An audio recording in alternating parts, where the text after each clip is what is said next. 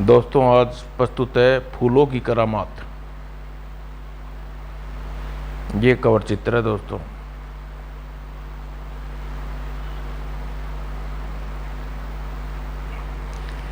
वैभवगढ़ का राजा ऋतुसेन, जो वैभवगढ़ नहीं आसपास के 10-20 राज्यों में न्याय करने के लिए मशहूर था। इधर कुछ दिनों से उसके राज्य में ऋतुसेन के निजाम मिजाज में एक अजीब सा परिवर्तन आया हुआ था। ऋतुसेन के महल दरबार में बिल्कुल ठीक ठाक पहुंचता, लेकिन राज सिंहासन पर बैठते ही उसका दिमाग खसक जाता। फिर ही तुम्हारे घर में आज रात चोरी हो गई और चोर तुम्हारे घर में एक एक सामान चोरी करके ले गई। जी महाराज। मूर्ख कहीं के, यदि तुम्हें अपने घर के प्रति इतने लापरवाह नहीं होते तो तुम्हारे घर में चोरी न होती। तुम्हारी लापरवाही का दंड मिलेगा, जरूर मिलेगा। सैनिकों, इस लापरवाह को इसी समय 50 कोड़े लगाए जाएं। जो हुक्म महाराज का। नहीं। और उसका आदेश होते ही हा सड़ाक सड़ाक। आह आह, मुझे छोड़ दो, मर जाऊंगा। उफ। और इसकी सजा पूरी होने के बाद महामंत्री जालिम सिंह, आप चोर को तत्काल खोज करवाइए और इससे यहाँ चोरी की है उसे मिलने पर उसे 100 स्वर्ण मुद्राएं इनाम में दे। पता नहीं महाराज के दिमाग में क्या हो गया, न जाने न्याय की जगह यहाँ न्याय क्यों करने लगे हैं। आखिरकार उसने अपने चोरी के पैसे से बिना पकड़ने आए कामयाबी के एक मंजिल तो तय की। आखिर उसने अपने चोरी के पैसे में बिना पकड़ में आए कामयाबी की एक और मंजिल तय की है। ही लगता है महाराज सटिया गए हैं। ये कोई न्याय हुआ। और सबसे बड़े आश्चर्य की बात तो यह है कि थोड़ी ही देर बाद उस सनक खत्म हो जाती है और एकाएक धीमे और गंभीर स्वर हो जाता है। महामंत्री जालिम सिंह, बात का हमेशा ख्याल रखा जाए। हमारे राज्य में कभी इंसान भूखा न सोए। ढोंगी कहीं का, अब उस बेचारे की खाल मुफ्त में खिंचवा दी। और जी महाराज। और राजा इस असमंजसपूर्ण रवैये के कारण पूरी प्रजा के मन में प्रति अविश्वास के भाव जन्म लेने लगे। अरे, अपना राजा तो एकदम सनकी है, सनकी। और एक सनकी भला न्याय क्या कर जाने। हाँ राजा, यह तो कोई न्याय नहीं हुआ। चोर को 100 स्वर्ण मुद्राएं और फरियादी को 50 कोड़े। हाँ, यह इंसान नहीं बल्कि राक्षसों का न्याय करने का अंदाज है महाराज ने। और इस तरह स्थिति का फायदा उठाने के लिए तैयार खड़ा राज्य का महामंत्री जालिम सिंह। हाँ, जल्द ही अब मेरा सपना पूरा होगा। योजना अब जल्दी ही प्रजा के मन में जन्म ले चुके असंतोष की भावना विद्रोह का रूप ले लेगी। और फिर हा। उधर दासियों द्वारा रानी मंदुलता को भी राजा की सनक के बारे में पता लग चुका था। मेरी तो समझ में नहीं आता कि कुछ समय से राजा को क्या हो जाता है। जो भी हो जाता है वह ठीक नहीं। इस तरह प्रजा और राजा का विश्वास उठ जाएगा। कौन न्याय मांगने आएगा। हे भगवान, मेरी तो समझ में नहीं आता कि क्या करूं। और जब महारानी राजा से इस बात करती है तो असंभव, हम भला ऐसा कैसे कर सकते हैं। हम अपनी प्रजा के साथ अपने अन्याय नहीं कर सकते। मंदुलता उफ, यह मेरी बात सुनने को तैयार ही नहीं। बीतते दिनों के साथ साथ हम रानी मंदुलता की चिंता बढ़ती गई। और तब एक दिन मन में कुछ फैसला करके वह विश्वास पात्र सैनिक को बुलाया। सैनिक, तुम्हें यह पत्र राजकुमार वीरसेन को पहुंचाना है, लेकिन खबरदार इस पत्र के बारे में महाराज को पता नहीं चलना चाहिए। जी महारानी। सैनिक पत्र लेकर कुलगुरु शंकराचार्य के आश्रम में पहुंचा। कुलगुरु महारानी जी ने वीरसेन के लिए यह पत्र भेजा है। वो सामने राजकुमार अभ्यास कर रहा है, उसी को दे दो। जी। और पत्र पढ़ने पर राजकुमार वीरसेन के माथे पर चिंता की लकीर तैरने लगी। ओह, खबर तो बहुत बुरी है।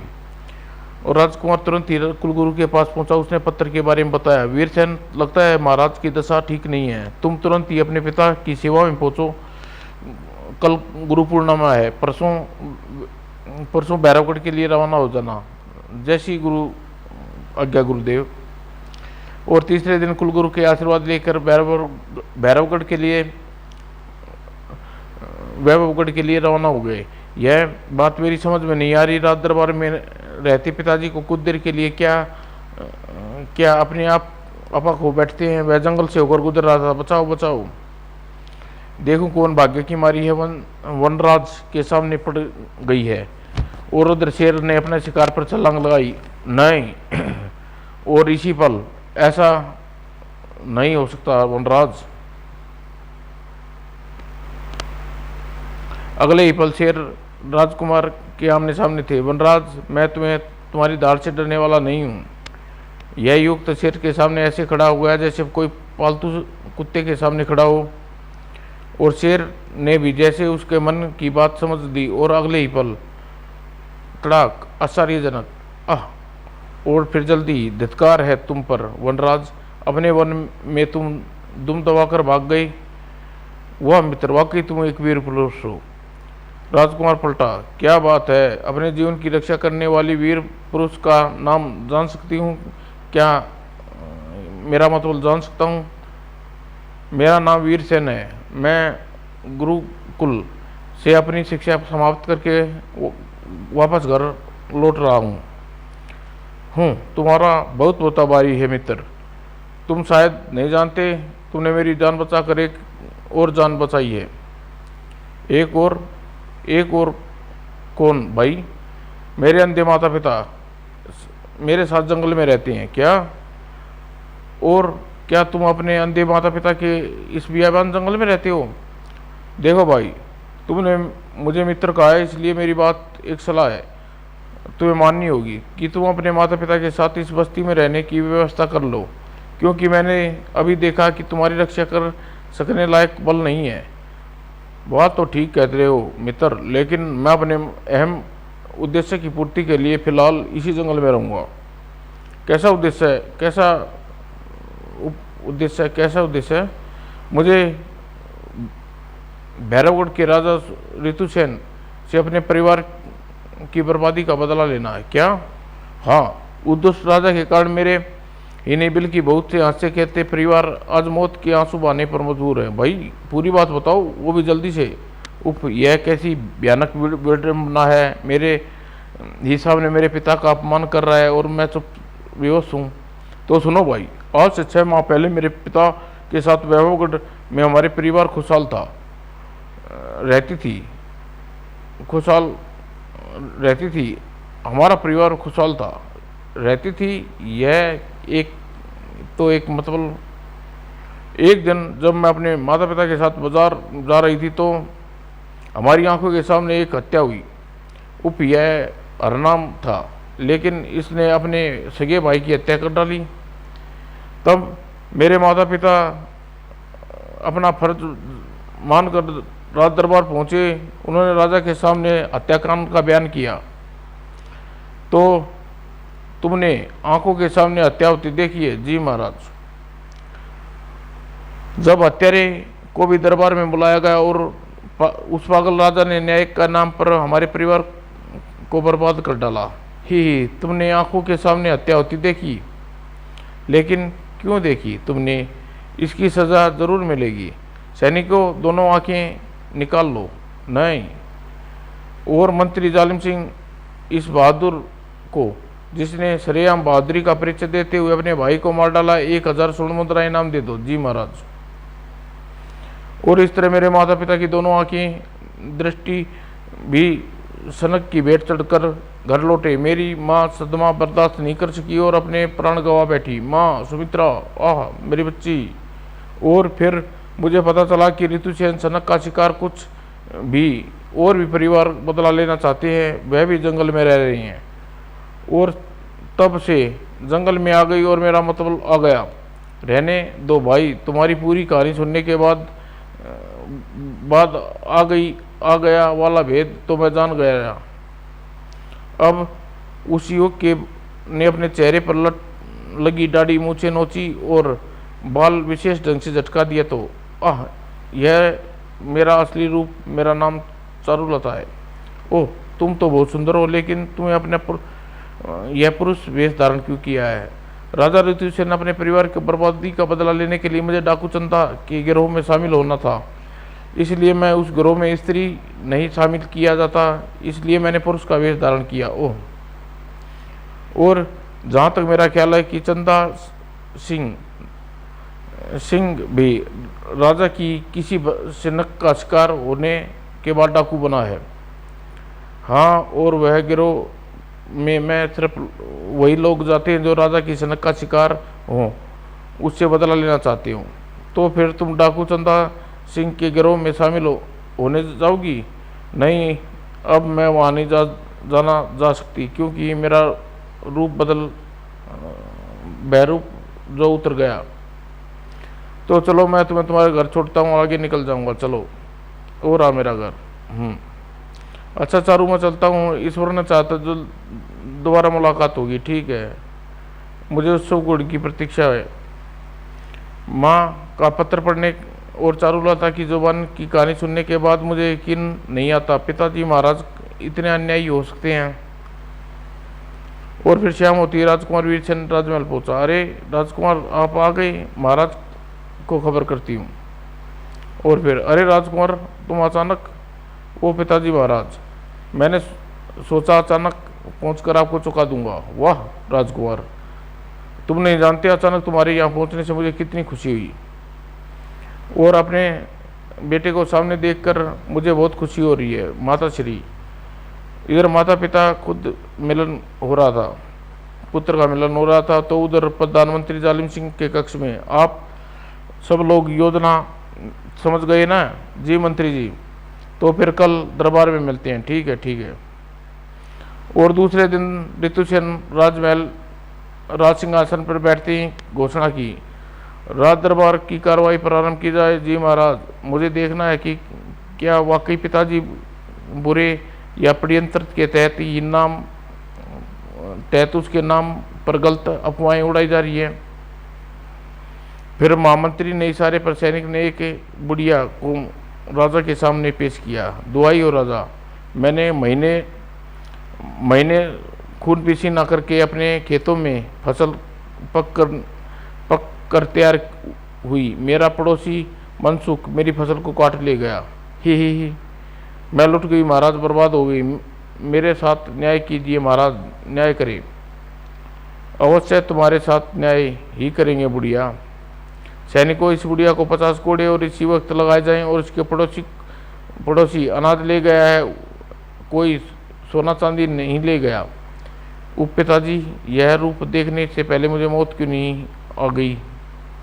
उसी पल प्रधानमंत्री जालिम सिंह ने अपने साथी को इशारा किया, महाराज यह न्याय नहीं, अन्याय है। हाँ हाँ हाँ, नहीं होने देंगे, हम यह अन्याय नहीं होने देंगे। कौन है राजद्रोही जो हमारे खिलाफ आवाज उठा रहा है? मूर्ख राजा, यह प्रजा की आवाज है। और इसी के साथ एक पत्थर आया और तड़ाक, राजा ऋतुसेन पागल, इसे मार डालो, यही मौका है। और इसी के लिए मुझे वो 1 वर्ष से प्रतीक्षा थी। मारो दुष्ट को, मुझे कुछ करना चाहिए। महामंत्री और राजकुमार विपरीत इरादों के साथ राज सिंहासन पर महामंत्री ने राज सिंहासन पर बेहोश पड़े महाराज पर वार करना चाहा, लेकिन तभी, ओह, तो दुष्ट जालिम सिंह, यह तेरा किया धरा है, मैं तुझे जीवित नहीं छोड़ूंगा। और तुम बाप बेटे एक पल भी जीवित नहीं। यह तो वक्त बताएगा कौन किसे जीवित छोड़ता है।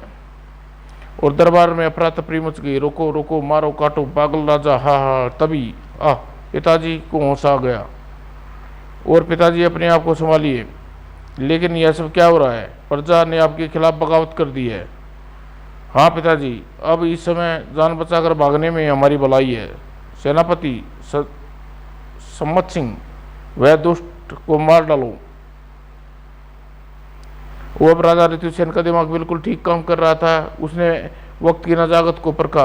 बेटे, जल्दी से राज सिंहासन पर चढ़ जाओ, लेकिन लेकिन कुछ नहीं, जो मैं कहता हूँ वही करो। और राजकुमार तेजी से राज सिंहासन पर चढ़ा, छड़ाक छड़ाक। और इसी के साथ राजा ने अंगूठे से राज सिंहासन में गुप्त कील दबाई। अरे ये क्या, रोको नहीं, उफ, भाग गया। लगता है ऋतुसेन ने संकट के समय के लिए गुप्त मार्ग बनवाया हुआ था। हाँ, लेकिन उसका जीवित बचना हमारे हित में नहीं होगा। ऋतुसेन मधुलता के लिए बिना नहीं जाएगा। हाँ हाँ, आओ रानी के कमरे के देखे। ऋतुसेन वीरसेन गुप्त मार्ग से रानी कक्ष में पहुंचे। अरे आप? हाँ मधुलता, हमें तुरंत ही राजमहल छोड़ना होगा। लेकिन क्यों? प्रजा विद्रोह पर उतर आई है। ओह, मैं जानती थी एक दिन ऐसा ही होगा।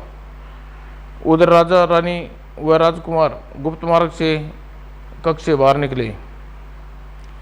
उधर, अरे रानी तो यहाँ नहीं है, लेकिन दासी तो कह रही थी कि वह अपने कमरे में है।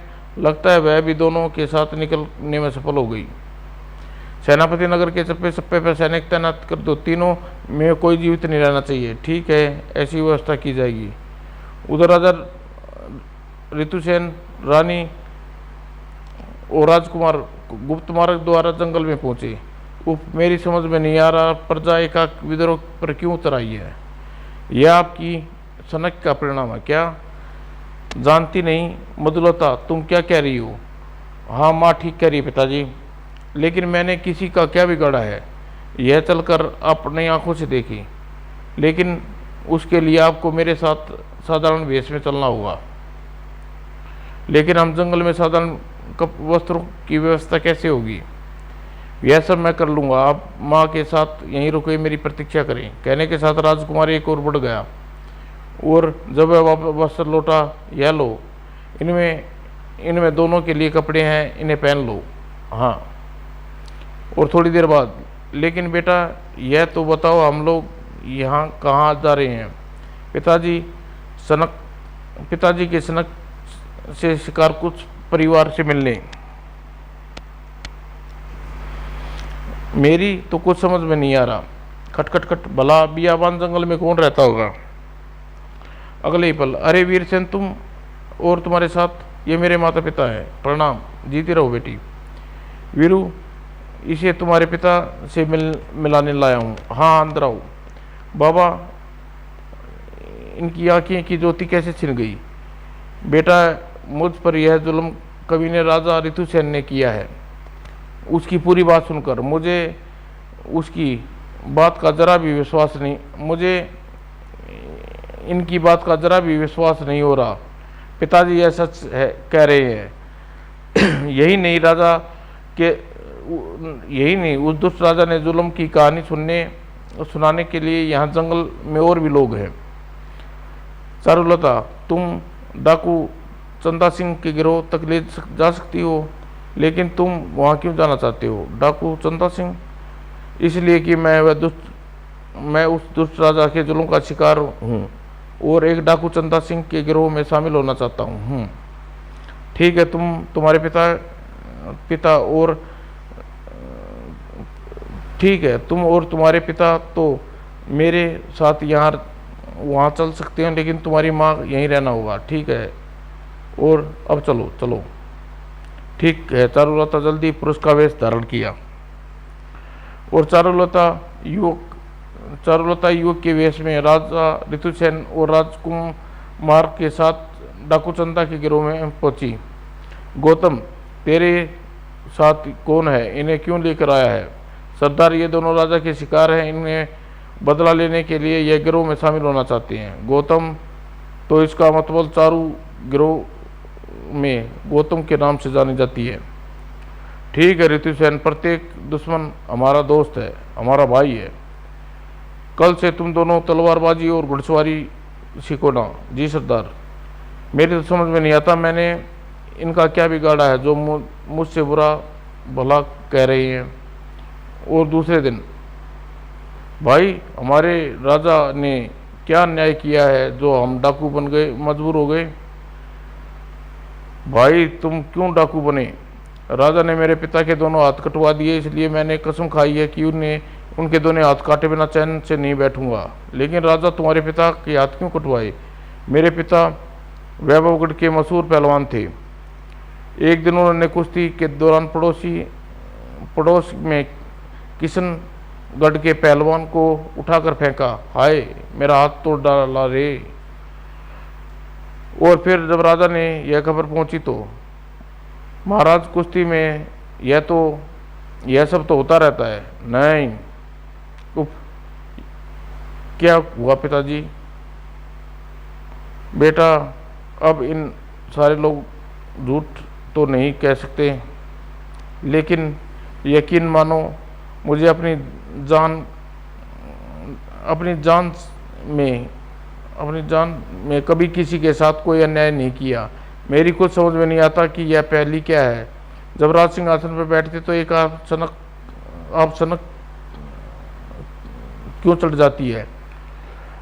उतने समय क्या हुआ उसकी आपको याद नहीं रहती, बाकी समय आप ठीक ठाक रहते हैं।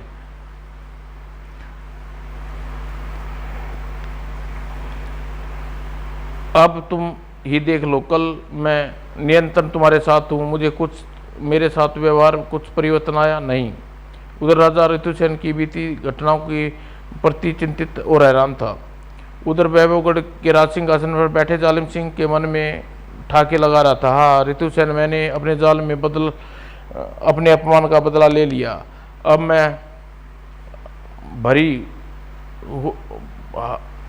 मैं हुड्डा कबीले के सरदार डोंडा और बेटी सुडन्ना, हा। और उसी शाम जालिम सिंह ने प्रियंतर में शामिल अपने खास साथियों को खुश सुरा और सुंदरी की दावत दी। लो पियो, आनंद करो दोस्तों, वाकई आज खुशी का दिन है, हम सब खूब पिएंगे। अरे असली जश्न तो हम कल मनाएंगे। क्यों कल के बाद महाराज?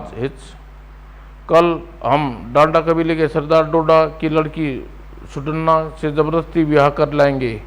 लेकिन महाराज, हुड्डा डंडा कबीले के सरदार आपका मित्र है। वो मेरा नहीं, ऋतुसेन का मित्र था।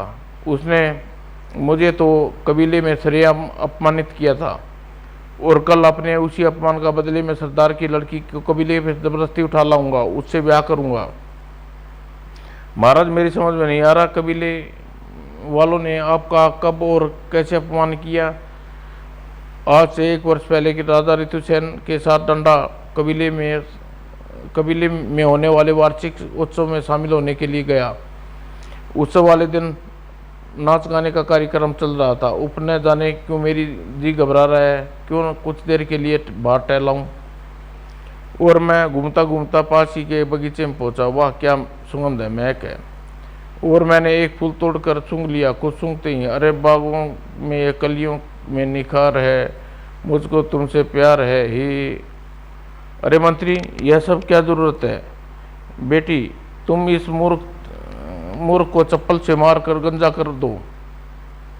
और फिर, ओह मेरी, मारो मारो मारो, खूब मारो ही। तभी, अरे सरदार की बेटी सुडंडा, रोकिए, क्योंकि महफिल में जानबूझकर अपमानित नहीं किया, बल्कि महामंत्री ने अनजाने में बेंगुल फूल को सूंघ लिया है। ओह। और फिर जब तक सुडन्ना को रोका गया ही तिन। और लेकिन कुछ देर बाद जब मुझे होश आया, बू, मैं गंजा कैसे हो गया बू? ओ क्षमा करें, मेरी बेटी की वजह से आपको चप्पल की मार कर गंजा कर दिया गया। क्या ये लड़की ने मुझे चप्पल मारी ही? तभी मैंने कसम खाई, मैं अपने अपमान का बदला इस लड़की से नहीं बल्कि ऋतुसेन से भी लूँगा। आखिर इसी के आदेश पर लड़की ने मुझे चप्पल से गंजा किया है। फिर उत्सव से लौटने के बाद मैंने